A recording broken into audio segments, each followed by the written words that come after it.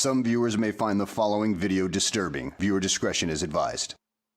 What's up, my good people? Jeff, aka GCurse here, and I hope you are all having a great day. If there's one thing I am in love with, it's the video game world. I love video games. I've been playing video games since like 1986, 87 when my father bought me my very first Nintendo, and I have been hooked on video games ever since then. So it's been going on 30 plus years. I just fucking love video games. I love video games as much as I do as I love Transformers. They are like right up there. They're like equal. They're like what child do you love most? You know, you have two children. What child do you love most? You can't pick because you're a father, and to pick one child above the other would be assholian of you. That's right, I said the word assholian. So, when I hear that there is a list of video game controversies, I'm going to fucking watch that shit because due to work, I don't have the real chance to watch, you know, to basically scavenge the internet all the time to see what there is. Once in a while, I may hear something via videos on YouTube, but it's not that often, you know. So I got home and I checked my inbox on YouTube. Is that what it's called? Or your subscriptions list, or whatever the fuck they want to call it. And I saw that there was the top 10 biggest video game controversies of 2022. It's from YouTube channel WatchMojo. WatchMojo's been around since early 2000s. They have an ungodly amount of top 10 lists. Makes you really wonder, you know, what they have to be the board literally because they're working all the time, you know. But so I thought, hell, let's take a look at some of these controversies and see if these are actual controversies or if WatchMojo is just stirring the pot. Now, also when I hear like top 10 controversies or top 10 lists of 2022, this is the 5th of December. We still have 26 more days.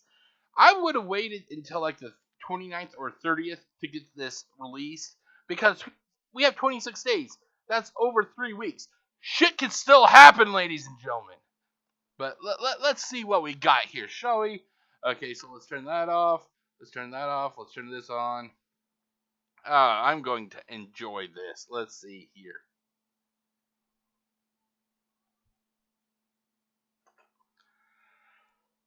And here we go.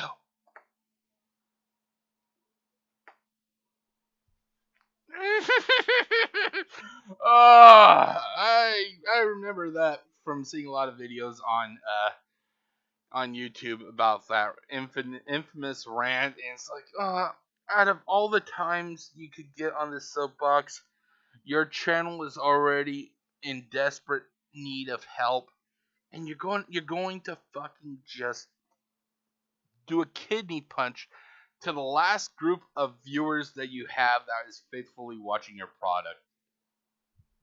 Oh my god. What the fuck, Frost? What the fuck? Okay, let's continue on.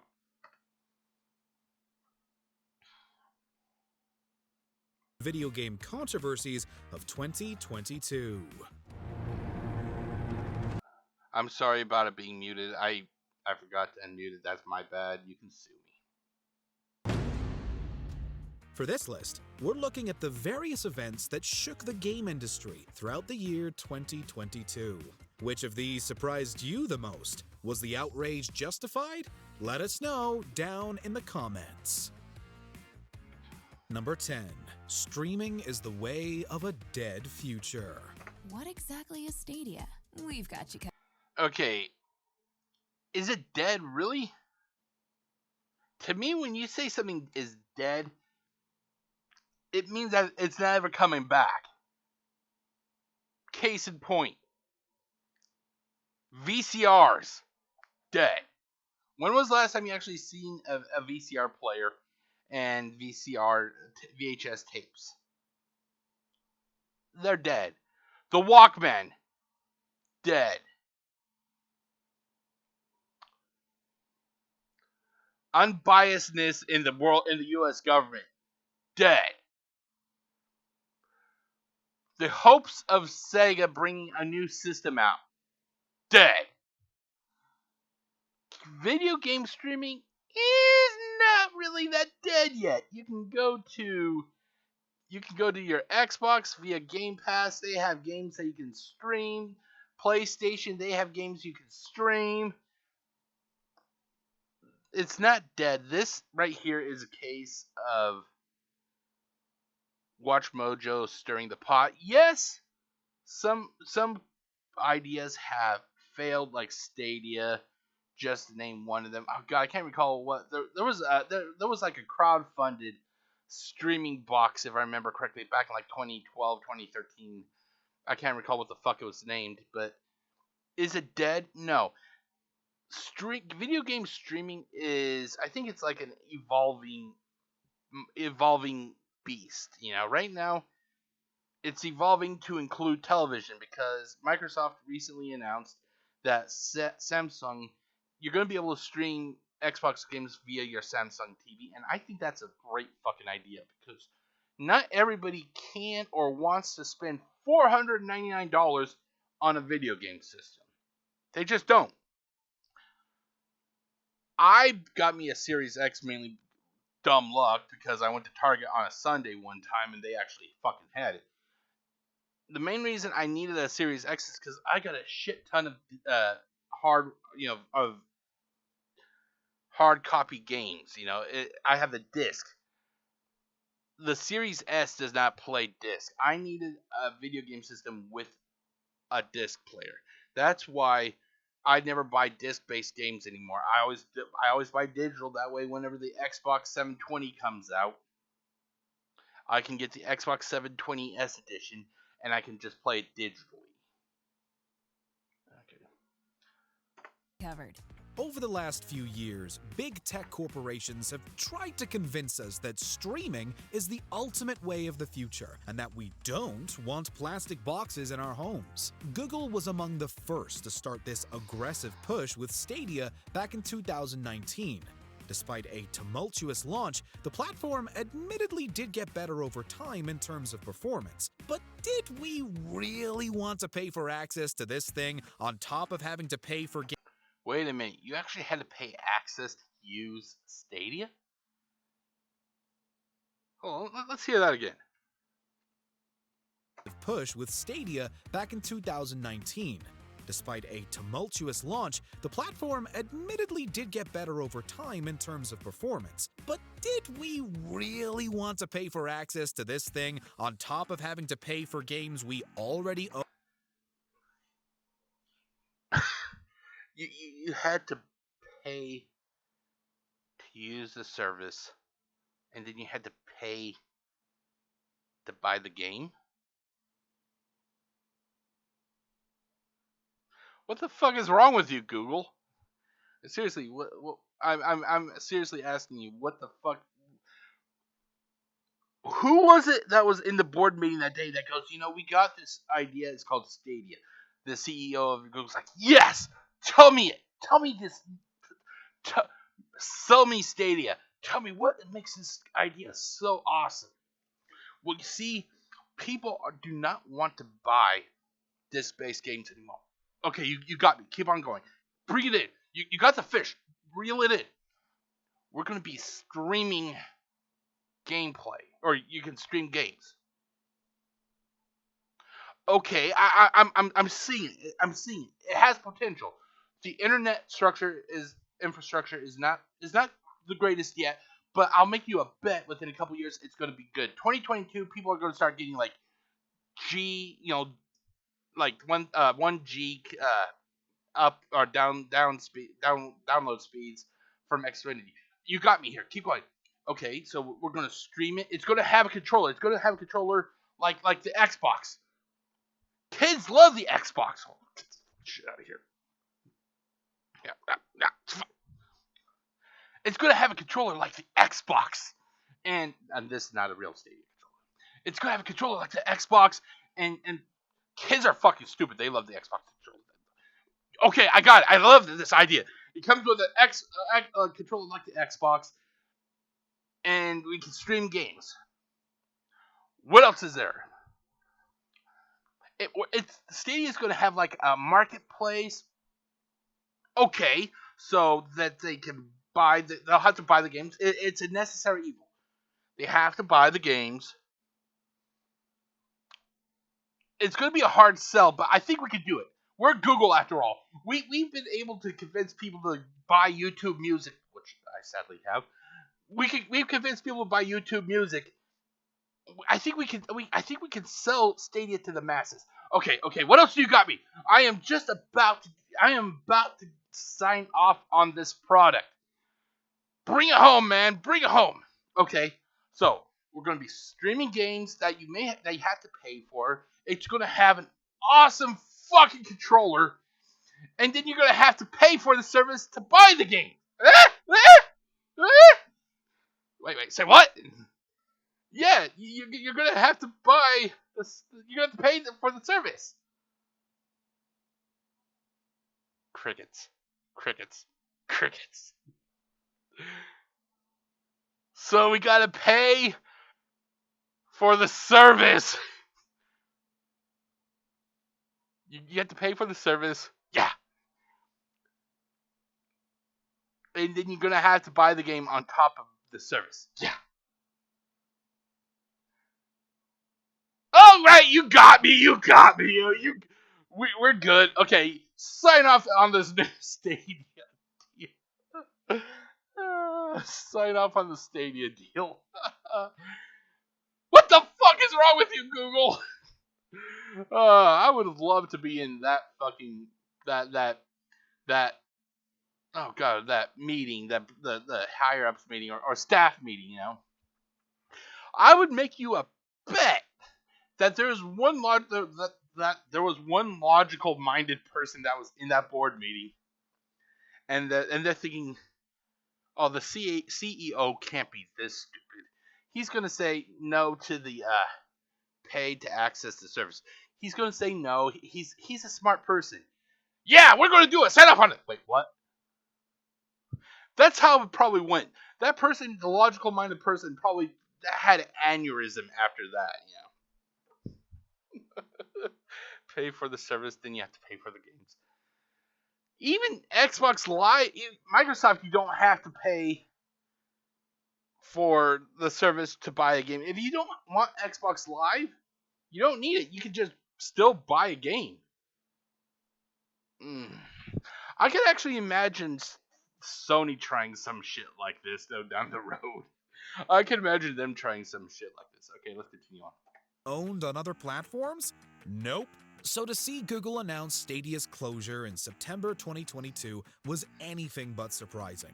Unfortunately, many developers found out about this at the same time the public did, forcing everyone to go into overdrive and help migrate Stadia players to other platforms. Number 9. Trapped in a blizzard. Prepare for battle. Select your hero. Ever since their massive wave of lawsuits towards the end of summer 2021, Blizzard seems to be on a tirade to burn all bridges with its player base. Activision's other half has pulled all kinds of shady business practices in 2022. Where do we begin? First, I love how they make it sound like Blizzard is the only bad half of this conglomerate. I hate to break it to you guys, but Activision isn't squeaky clean, ladies and gentlemen. They're as fucking dirty as Blizzard. It's just that right now Blizzard is that's constantly stubbing their little toe. we had Diablo Immortal's launch when players slowly discovered the game's pay-to-win mechanics. Okay, I'm going to give you guys a word of advice. This is coming from Daddy GCurse. When it comes to mobile games, leave them the fuck alone. Treat mobile games like you would the bubonic plague. Just say no. The minute that they get their mitts into you, they have you. That's why I never fucking play a mobile game. Because to me, mobile games are about as bad as fucking Madden. You are literally spending $60 to $70 every year on Madden when it's literally just a glorified roster update at this point. Then they acquired Proletariat, the developers of the free-to-play shooter Spellbreak, and delegated the studio to solely work on World of Warcraft. Next came the shutdown of 2016's Overwatch and forcing the entire player base over to the underwhelming and unnecessary Overwatch 2, along with the failure of delivering a PvE story mode as originally promised. Okay, so this PvE story mode, was that part of... I'm kind of confused. Was that part of Overwatch, the first Overwatch game, or Overwatch 2? Because if it was part of Overwatch 1, why the fuck are you still giving these guys your money? They lied to you all the way back at Overwatch 1. You think that all of a sudden Overwatch 2 came out, that Activision or Blizzard / Activision, whoever the fuck, you think they would all of a sudden just turn over a new leaf and be like, okay, we did some bad things with Overwatch 1, but we learned our lesson. It's going to be nice. It's going to be sunny days. It's going to be rainbows. It's going to be unicorn shitting chocolate chips. Wrong, motherfucker! They got your money the first time. They know they got you guys hooked. And I'm going to be honest, is it really... Do I feel bad if people give this company money for a sequel to a game that they did not honor all their promises to begin with? Nah, let's continue. Needless to say, Blizzard has seen way better days. Number 8. A brand dead twice. I don't really miss Kevin when he's gone. And that was... Sorry about that. Yeah, no, The resurrection of G4 was already questionable, as the brand had not been around since 2014. One launch in November 2021, and an estimated $20 to $30 million burned later, and G4 is once... Oh god, I wish I had like 10% of that $20 to $30 million. That would have been nice, you know. But anyway, when I heard about this originally, I was actually hoping for the best when it came to this, the relaunch of G4. I think if done correctly, this could have been a success. Two reasons. People love nostalgia acts. Hell, look at some of the things that are still big, that was big back in like the 80s and 90s. The first thing is professional wrestling. Yes, it has a little bit of a downturn, but it is still there. Through it all. Through it all. Like WWE, it's still there. I think that if done correctly, G4 could have had, could have stayed on the air for at least a decade, just going off of the nostalgia, because not everybody wants to go just to the internet for information. Some of us actually like the idea of turning on the TV and just relaxing. The sad thing is that, in my opinion, there were too many people with their fingers in the pie. That's what I think it was. I think that there were just too many people trying to control what was going to be going on at G4, and that's kind of sad, because ultimately they had something that not a lot of people get, a second chance. They had a second chance to make this work, and less than a year later, it's gone. It's gone. Not even a full year later, it's gone. And it's sad when you see that, it's fucking sad. If it wasn't for the fact that I work all the time, I would have probably tuned in, during the summer. It's just I had work, and when I didn't have work, I had other things. But I this is one of the things, that I've watched so far on this list that really just kind of hurts, because I don't think we're ever going to get another chance to have a TV station that is dedicated to gaming. I thought it was over when G4 first closed shop back in 2013, 2014. I loved G4 back when it was even known as Tech TV, so it just goes to show that, bad things can happen even to things that had the best of intents or whatever. Again dead. So many factors chalked up to its inevitable demise, from a questionable rant from Indiana Frost Black that attacked the audience. And I think I mentioned this at the beginning.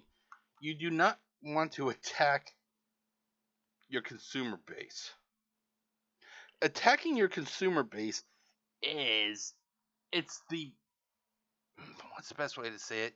It is the surefire way to destroy your company. Not many times has a company attacked their consumer base and lived to talk about it. Look at Blizzard. The only reason that they're still going on, that they're still active, is because they have such a huge consumer base. If Blizzard does not fix what they're doing, they will not last to see another decade. I will make you a bet that if this acquisition with Activision and Microsoft goes through, I will make you a bet that we're going to start seeing heads roll, especially at Blizzard. Blizzard has too much bad press over the last 5 years to make them bulletproof. They will not be bulletproof. What they need to do is they need to get rid of everybody at the top of Blizzard and start all over. But that's not going to happen. It's a boys club over there. It's an old boys club. And was allegedly doctored during editing to the network's constant pivot to odd segments like pickleball. G4 was on a constant decline before it initiated layoffs in September 2022. It wasn't long after that an email leaked to Deadline, revealing that G4 was no more as of October 16th, 2020. And this is the one thing that kind of really, was shocking. This is one of the few things that I follow this year via via people on YouTube. From what I watched, when Frost went on her rant, nobody. Yeah, it's actually let's go and find a video. Hold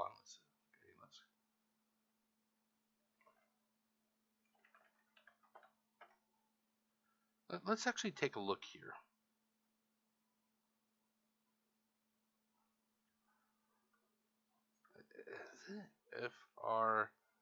Frausk. Frosk? Is that how, or Frosk? Frosk? That's Frosk rant G4. Okay.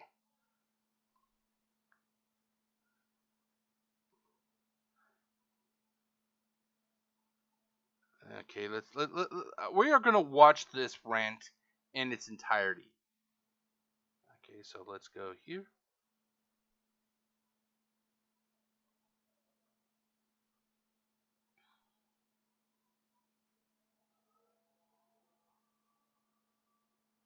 Multiplayer experience versus the solo player. Multiplayer experience versus the solo player one. But I actually want to talk about something so much more important than Red Dead Online. Sexism in gaming. In joining G4... This is not where I thought we were going, but I'm here.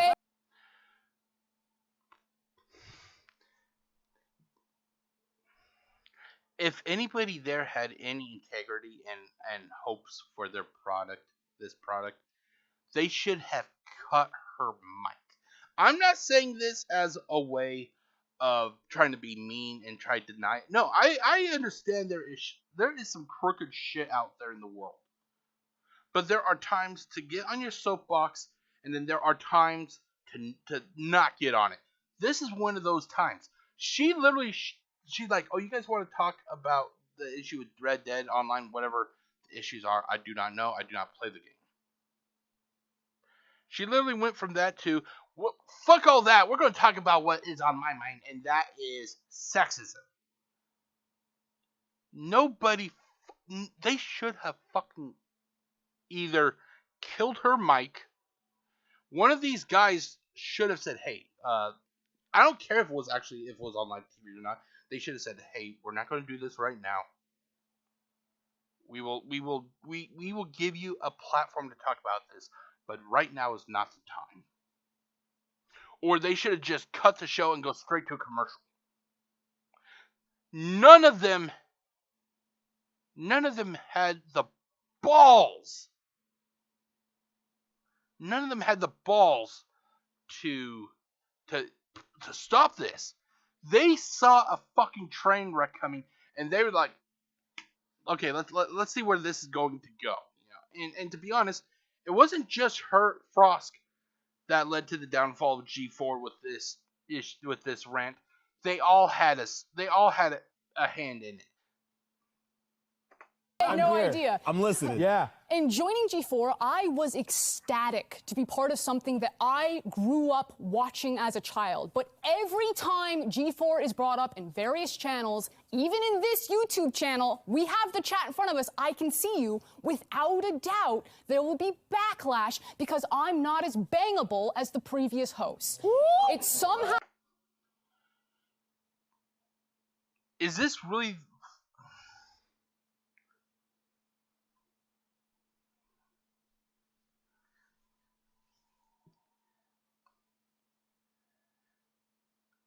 If that upset, okay, so I'm sorry that it upset her so much that people were saying that. But it's their right to have an opinion. Do I like blondes? Fuck no, I prefer brunettes.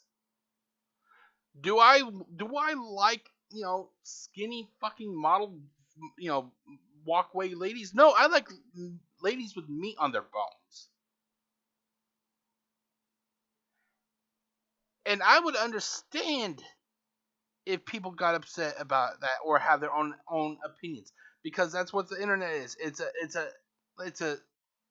like an auditorium for people to have their opinions. The minute you start, you have a platform and you start saying, that it's wrong for people to have an opinion or to say their opinions, you're really kind of dooming yourself. Talk to him, Frost! It has somehow been expected that you can talk about how much you jerked off to women as a compliment. It's not a compliment. It's weird. It's dehumanizing, and it's weird. Okay, this is what kind of drove me nuts. Okay, hold on, let's go back. As the previous host. It's somehow... Talk to him, Frost! Okay, number one, I never watched the relaunch of G4, so I only know Frost from, because she was one of the major reasons that G4 went down. I remember Kevin Pereira because he used to be the host of Attack of the Show 10 plus years ago. The one that really upset me with this, hold on. It has somehow been expected that you can talk about how much you jerked off to women as a compliment. It's not a compliment. It's weird. It's dehumanizing. The one that has me the fucking most upset is the fact that Adam Sessler did absolutely fucking nothing. He could have just turned off his camera. He'd be like, I'm not taking part of this. I see that this is a train wreck. This is not going to help the product. But no, he applauded her, which kept this up. None of these three jerkholes had any kind of backbone to stand up to her and say, hey, not right now. Not right now. They all got onto they saw the train wreck and they're like, oh, we're going to watch this. We're going to encourage it. And the thing is, Adam Sessler, he turned out to be even a bigger piece of shit because after G4 crashed and burned again, he took it to Twitter and started attacking the fans.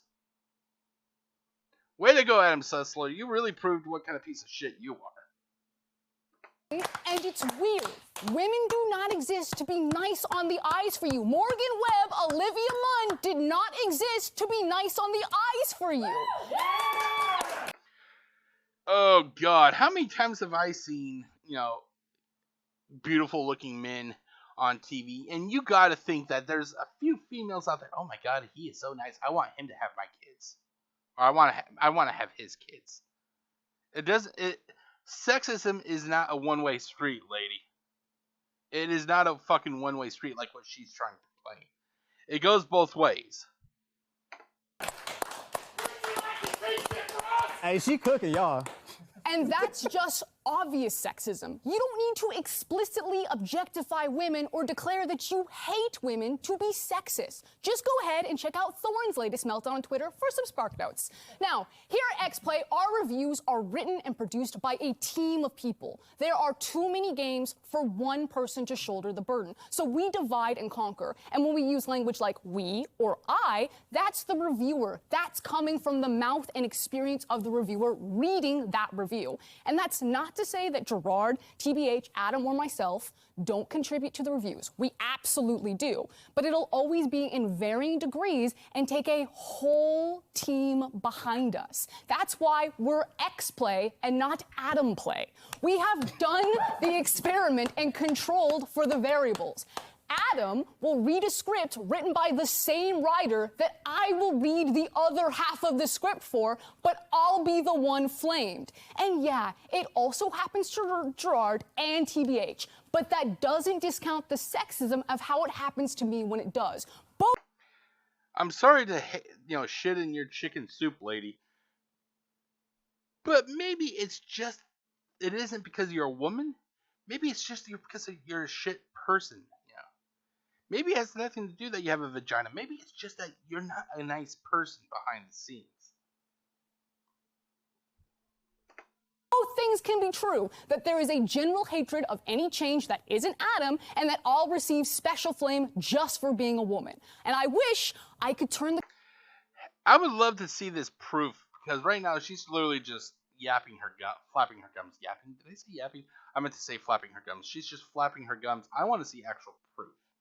Camera around so that you could see the incredible team that make XPlay. Half of our producers and writers are women. Emily, Abby, Megan, Joe, Jake, Zipper, Gabby. It goes on and on and on. Former writers that are now on ATOS like Vanessa. When you're in our DMs or on those YouTube comments or in Twitch chat right now, those reactionary threads thinking that I'm somehow ruining your current XPlay experience because you can't objectify me how you previously did to Morgan, or that I'm somehow less qualified to speak on something, but you can't quite put your finger on why, even though I'm reading the exact same script as Adam, but you have no problem with he's part of it. You're letting your unconscious biases ruin my day, and you're gatekeeping the gaming space. So maybe for 2022, we be a bit nicer, a bit more self-reflective, and we enjoy the fact that people are working hard to make free content for you. If you don't like it...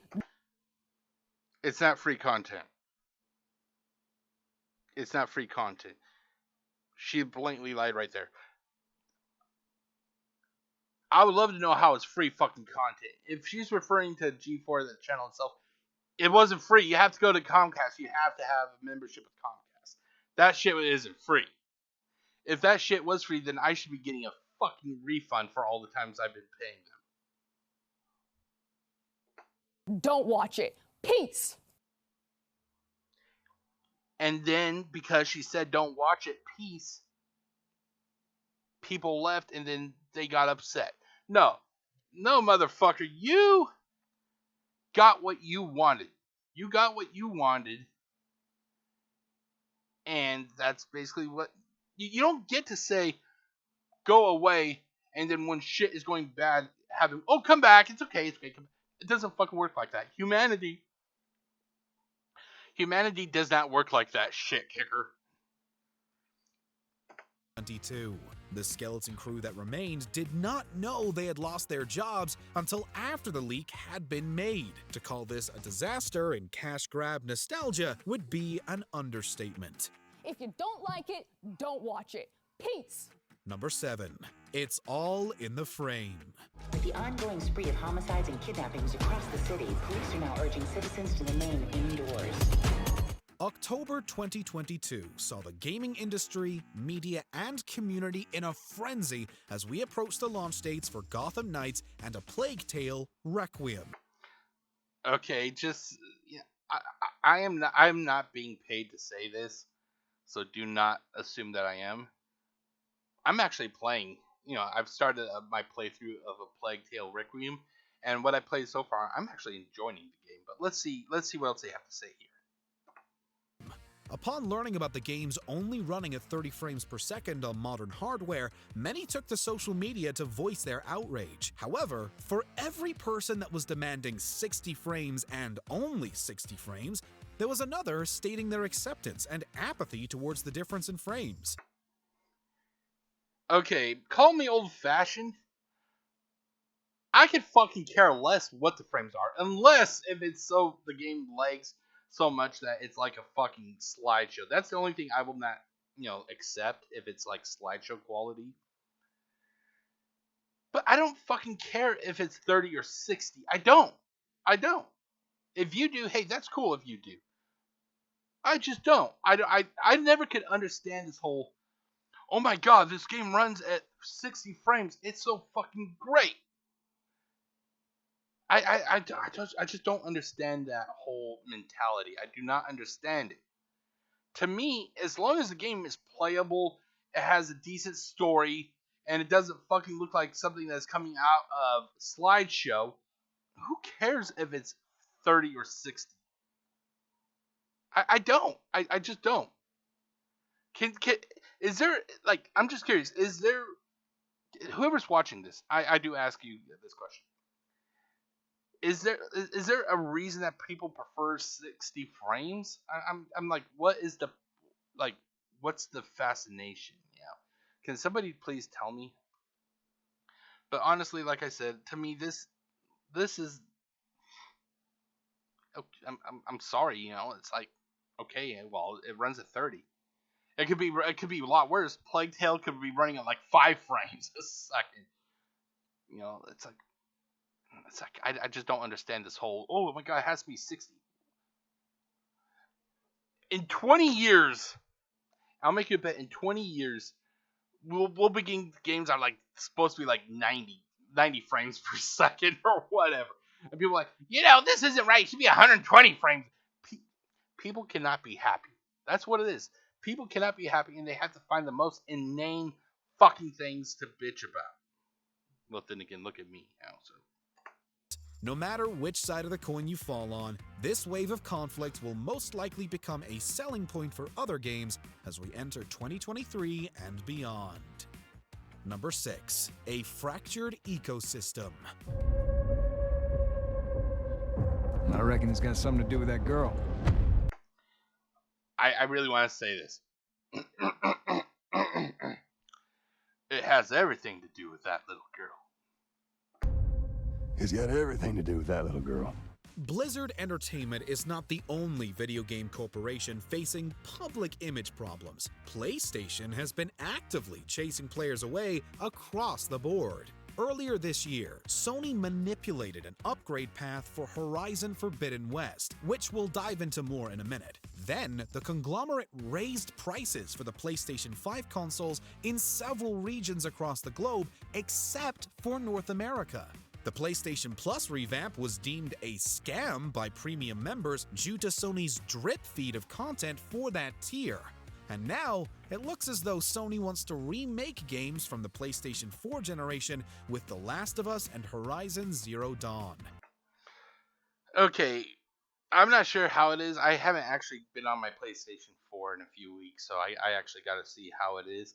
But I do kind of agree regarding the PlayStation Plus Premium. I was actually, because I bought a year membership to PlayStation, I think it was PlayStation Plus. That's what the previous incarnation was. After they changed over to the new setup, I actually got the rest of my membership moved over to the premium tier, which I admit is nice. But oh my god, that thing could have had so much more, improve it, or it could have offered so much more. The biggest sticking point for me to really want to endorse the PlayStation Now or the premium tier is the fact that for some reason Sony, they're just fucking stuck in the old man way of thinking. What people, day one release of our first party game. Fuck that. No, fuck that. You gotta pay us. You're already paying us 60, 70, 80, 90, $100+ a year for these tiers. You want day one release of first party? No, fuck that. We'll give you shitty 5-hour trials. And that's what they actually did. I'm not sure if they've changed it at all. I'm not sure if they actually changed it, but I actually got the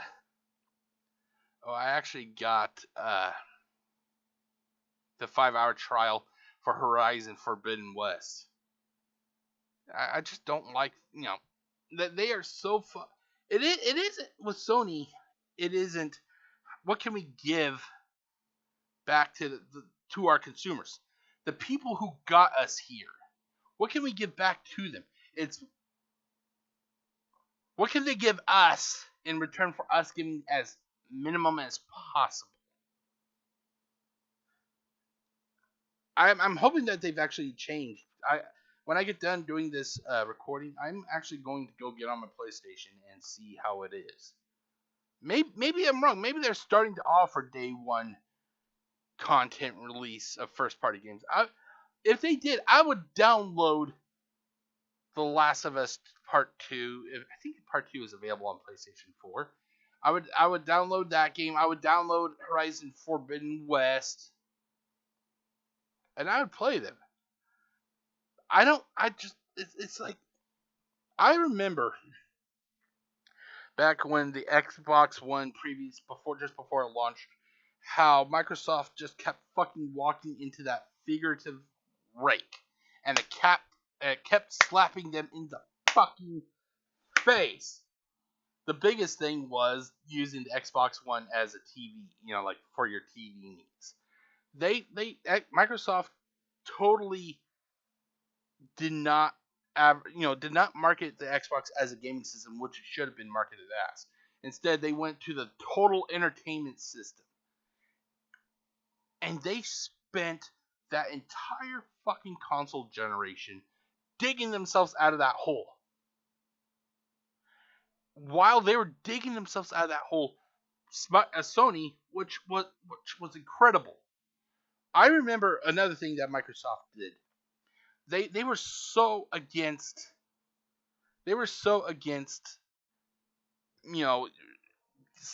Selling games or giving games to friends. I remember that Sony came out and kind of made fun of Microsoft, where they had one guy hand another guy a game disc and said, it's that easy, ladies and gentlemen. It's sad to see the roles just totally fucking reverse. Sony is now constantly walking into that fucking rake. And Microsoft, they're actually starting to really pick up steam. Granted, I just read an article earlier today on my phone on the way home from work, and they're talking about how first-party games are now going to have to be $70. I really hope that they reconsider this. But Sony, what the fuck happened, man? What the fuck happened? I'm all for doing, remaking games that are older. But when some of these games are less than 5 years old, they do not need a remake. I have the remastered edition of The Last of Us. Awesome fucking game. When I get the time, or I get a PlayStation 5, am I going to buy the remake of The Last of Us Part 1? Fuck no. I already got that game, and I'm happy with it. To remake games of the PlayStation 4, it's a cash grab. That's literally all it is. It's the old man mentality of thinking. Instead of trying to evolve their product, we're just going to keep bleeding the consumers of stuff that they already bought. Like I said, I don't mind a remaster if it's of a game that's 10, 20, 30 years old. Hell, I would love to have a remaster of Illusion of Gaia from the Super Nintendo era. I would love to have a remaster of Turok from Nintendo 64. I would love to have a remake of River City Ransom from the NES era. I do not want a fucking remake of Horizon Zero Dawn. I do not want a remake of Marvel Spider-Man. I do not want a remake. What is another fucking game that I have? I do not want another remake of Days Gone. Those games are still too fucking new that they do not warrant a remake. Let's move on. Arrogant Sony is back and in full force. Number 5. Forbidden Purchase. As a means to mitigate outrage over PS5 exclusives becoming cross-gen titles, Sony offered players upgrade paths for certain games. If you buy the PS4 or PS5 version, you get the other version for free. However, the company tried getting out of this promise with Horizon Forbidden West. As shown by attorney Richard Hogue of the Hogue Law Firm, Sony put up a store page for the game that prominently displayed the $70 PS5-only version. The option to buy the cross-gen package for $60 was thoroughly buried at the bottom of the store page underneath the marketing, blurbs, and promo pages. And to make the situation even more sketchy, Sony did not allow the cross-gen version to be available for purchase through the PS5 storefront. Not exactly a smart delivery for a much-anticipated game. Like I said, going back to the previous entry, this is just Sony constantly walking into that rake. And don't get me wrong, I want to see both Sony and Microsoft be successful.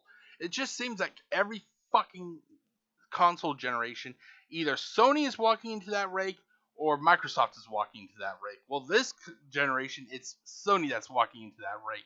Oddly enough, fucking Nintendo, they're sitting on the sidelines just enjoying the shit show. Number 4. Tell us lies, tell us ugly lies. Bad boy.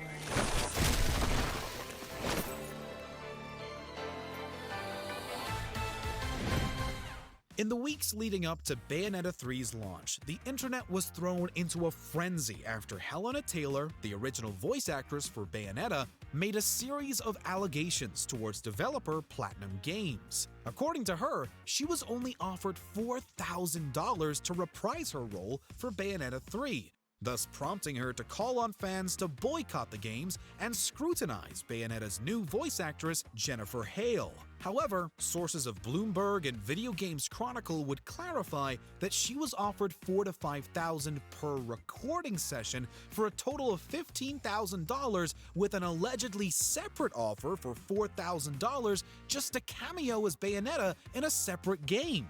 Taylor did confirm that she was offered more than what she originally stated, but also claims the sources were lies and asked fans to donate money to questionable charities instead of buying the game.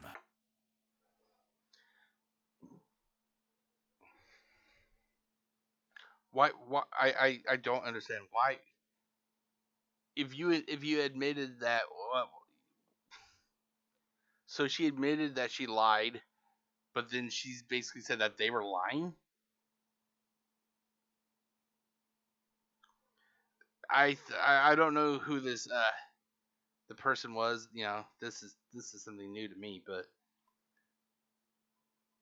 it seems like now that she came out, has been brought out as a liar, it's gonna be kind of hard to trust anything she says again.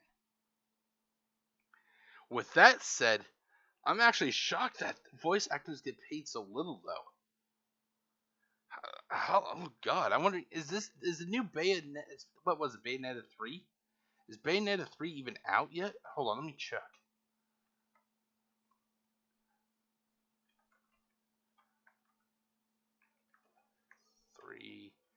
Release date. Bayonetta 3. When did it release? Oh, it actually released just, about, just over A month ago. Huh. Okay, let's see how long. Let's see here. How long is Bea? 13 and a half hours. Okay, so I'm not sure what the going rate for voice actors are, but it just seems like, considering how much these video games make, I would have expected voice actors and actresses to get paid actually more than that. It's actually kind of sad that they spend all this time recording and everything, and all they get is she said that she was originally, that she lied, that she only got $4,000 total, if I remember correctly. But it was revealed that she got between $4,000 to $5,000 for a total of 3 sessions, roughly. I'm just kind of shocked that they get paid so little.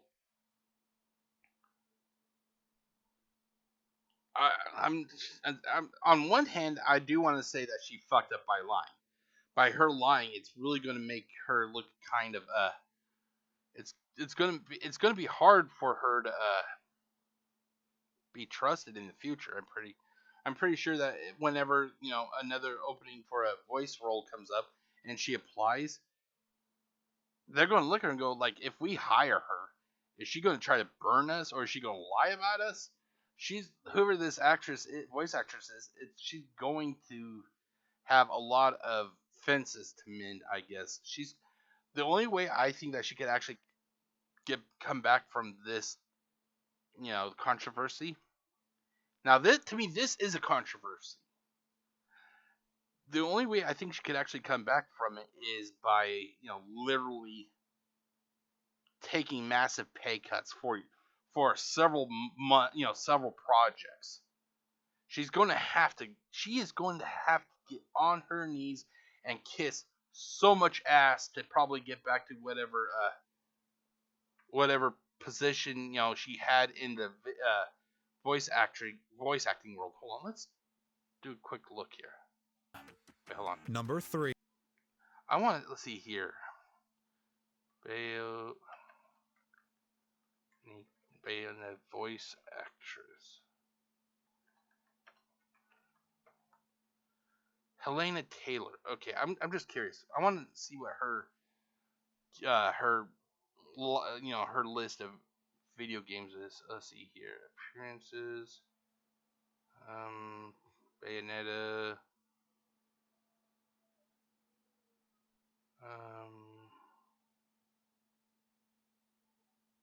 It doesn't really.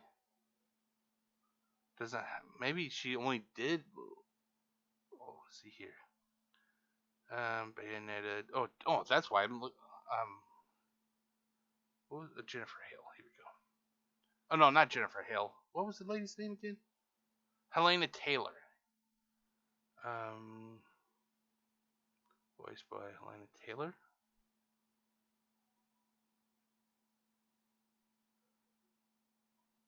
Because I'm really curious, let's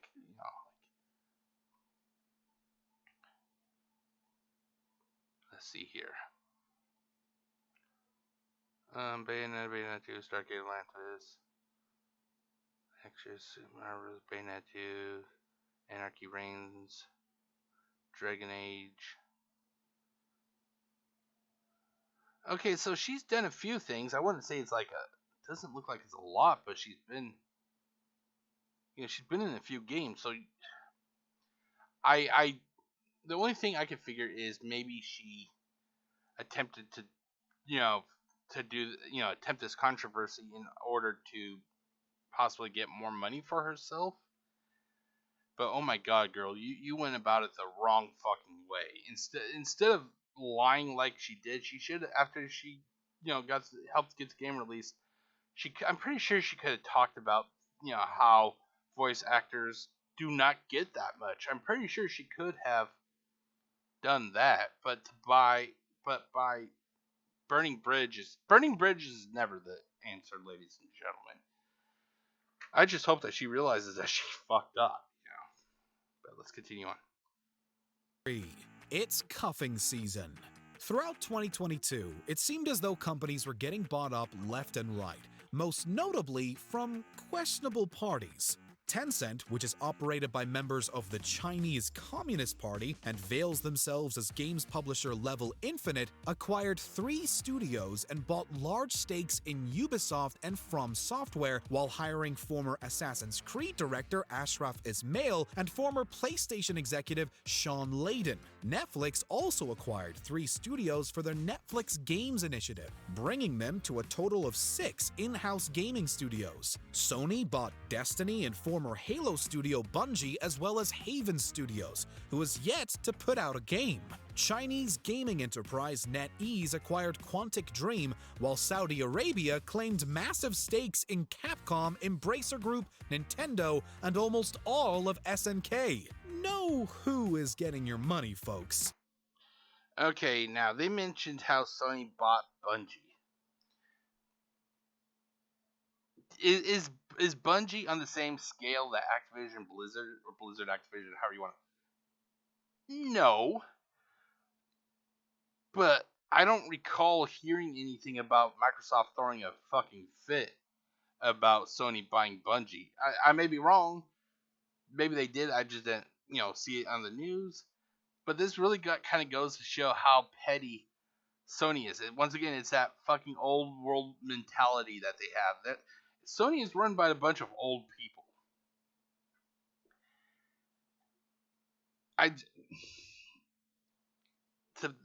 It's just like the people who are like siding with Sony, saying, "Oh yeah, Microsoft is going to hurt Sony by getting Activision." Yeah, but they bought Bungie. It's like you cannot condone one company for doing something and then attack the other company because they're doing basically the same thing, ladies and gentlemen. That's just not cool. Number 2. Dramatic corporations. We don't get to sit one out. Learning to use the tools of modern warfare is the difference between the prospering of your people and utter destruction. Of course, the biggest acquisition that happened in 2022 was Microsoft's acquisition of Activision Blizzard King. Between commentary from pundits and concerns from credible analysts, this $69 billion deal has shaken up the industry in such a way that even head of Xbox Phil Spencer and Sony Interactive Entertainment president Jim Ryan have made their beef public, and it all stems from the possibility of Call of Duty becoming an Xbox exclusive IP. On one hand, you have Spencer telling regulators that doing so would cost Microsoft money and PR. On the other, you have Jim Ryan claiming that PlayStation cannot compete with Call of Duty, despite Sony owning several dormant shooter IPs and complaining about exclusivity while his company announces PlayStation exclusives week after week. At the time of writing, the deal has not yet been closed, but... And this is why, like I said, it's just one company trying to prevent another company from being successful. And this is kind of like what I'm a fan of professional wrestling, and I remember back in the 90s when WCW was really starting to get their traction. They were bringing in anyone and everyone to try to stop the WWF. It's basically, that's what this is. It's just Sony does not want to lose their spot, and that's sadly where we're at now. Like, Sony is throwing fucking fits about almost anything and everything, which is kind of sad, because if Sony actually had any faith in their product, they would just continue pushing out good content. What, Microsoft wants to purchase Activision? Fuck that. We got all these awesome first-party games. We got all these exclusive games we are going to be releasing in the next 2 to 3 years. They can have their fucking Call of Duty. They can have their fucking Diablo. We're going to be releasing awesome games that the consumers are going to remember us for. But no, they're not going that route. They are going the route of, I don't want that. regulators like the CMA are at odds with one another. Before we continue, be sure to subscribe to our channel and ring the bell to get notified about our latest videos. You have the option to be notified for occasional videos or all of them. If you're on your phone, make sure to go into your settings and switch on notifications. Number 1. The War in Ukraine.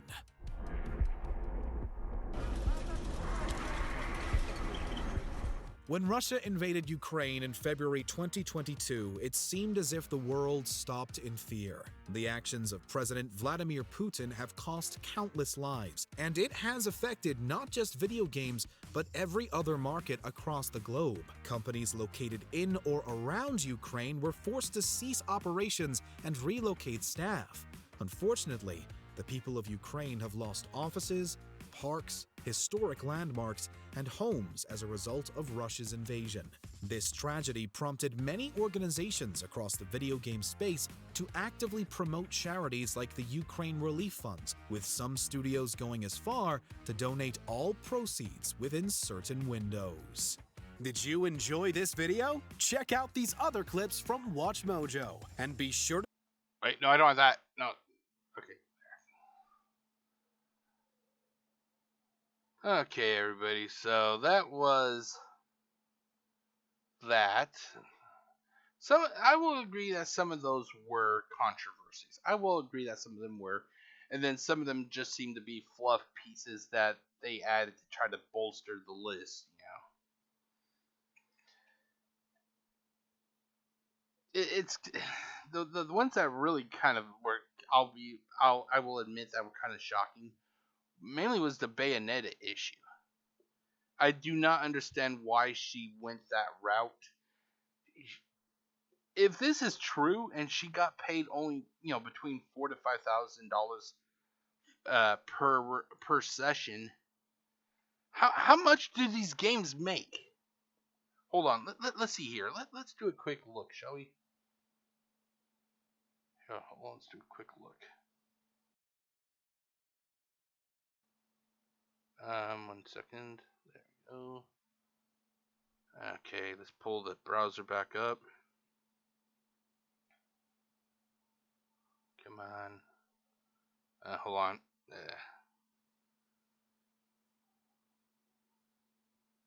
Microsoft Edge.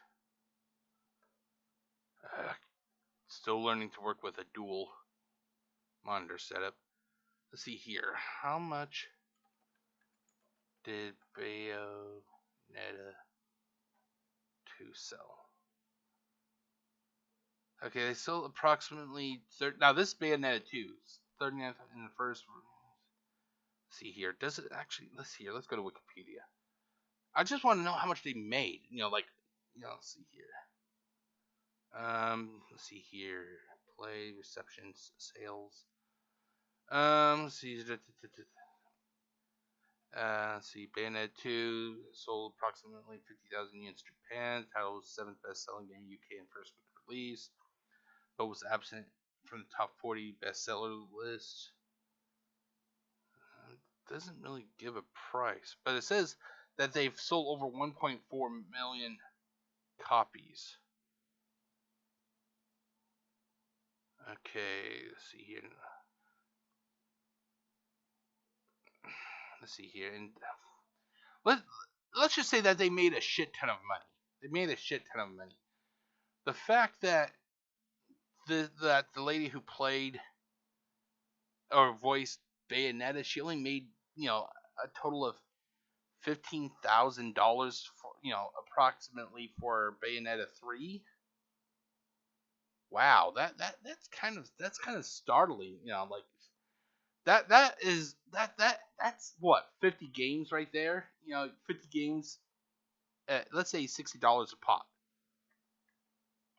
Okay, so I'm going to pull up the calculator. Let's see here. Okay, so 15,000 divided by, let's say, $60.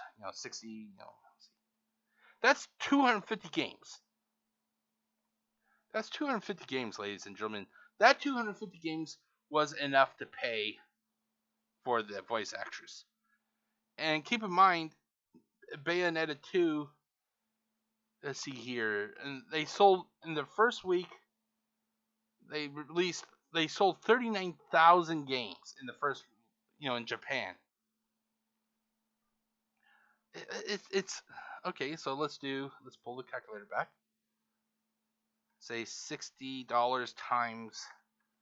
Now, when I say $60, I'm just doing that without taxes and stuff. It's gonna be more with taxes depending on where you live in the world. Times where you live in the United States, times. Let's just 39,000. 39,000. $2,340,000. And out of that money, the voice actress only got $15,000. Holy, well, whatever she got for Bayonetta 2, but still, it really goes to show that the voice actors are not that appreciated in this industry. She had a chance to really, get a topic of conversation going, but she decided to go about it this other way, and it just kind of committed. I feel it kind of committed career suicide for her, But that's just my my thought, But yeah, so that was really the one that was kind of shocking, and then one of the fluff pieces I think that WatchMojo did was the very first thing that they talked about game streaming being dead. It's not dead. It's in a like everything else. It's in a constant flux. It's always developing. Is it dead? No. Like I said, VCRs and VHSs, they are dead. Video game streaming is just in flux right now, But yeah, so that was just me reacting to this list. It's just me really reacting. I wanted to see what some of these controversies were, But as always, if you liked what you watched, here, give me 1 second. I'm going to pause it for 1 second. Okay, I'm back, ladies and gentlemen. If you liked what you watched, you can always contact me at gcurseproductionsgaming@gmail.com or twitter.com/gcursegaming. And I messed that up. I meant to say if you wanted to contact me. But if you liked what you watched and you're watching on YouTube, you can always like, comment, share. Or if you're watching on YouTube, you can always like, comment, subscribe. I like whatever you decide that you want to do. It's all cool with me, I guess you could say. But that is it for this video. I got some stuff I need to go do, so I'm going to back out. And that was my reaction of the top 10 gaming controversies of 2022 from WatchMojo. My name is Jeff, aka GCurse. Wishing you all a great day and stay safe, everybody.